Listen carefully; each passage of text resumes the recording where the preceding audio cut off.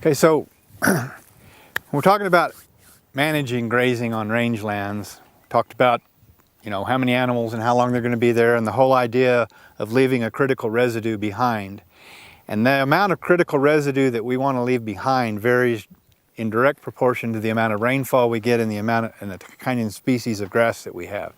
The more rainfall you get on native pasture, the more critical residue you want to leave. Out here in I wouldn't necessarily call this a true desert, but a desert grassland, we're probably wanting to leave somewhere around 400 pounds per acre on a range site like this. We start getting on uplands and places like that at probably a minimum of 300 pounds per acre. We get into true midgrass prairies, say central Texas, east of San Angelo, some of that kind of country where we have bunch grasses, which have a higher growing point than some of these sod grasses that we have, and more rain. Basically, we just need a bigger sponge to help soak up that rain when the rain does fall. So think of our residue that we leave behind as a sponge to soak up the rain, to put it into the soil to grow more grass for the next growing season.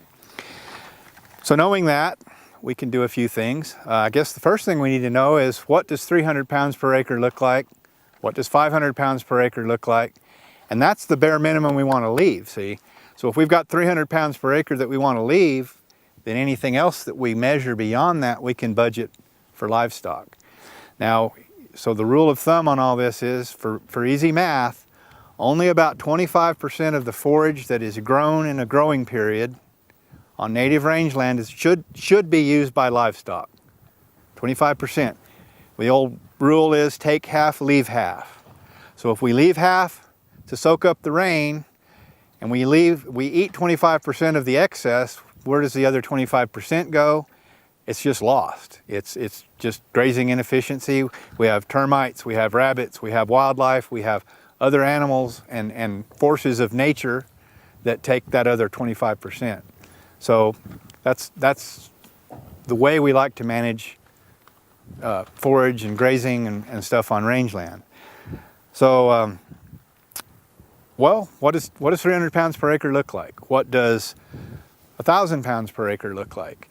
And people that have got a lot of experience, maybe generations of experience on a ranch, intuitively know that, I think. I know a lot of people.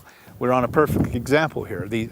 This ranch here in the Davis Mountains is, what, third, fourth generation, probably? So third generation, they've been here a long time, they know what to do.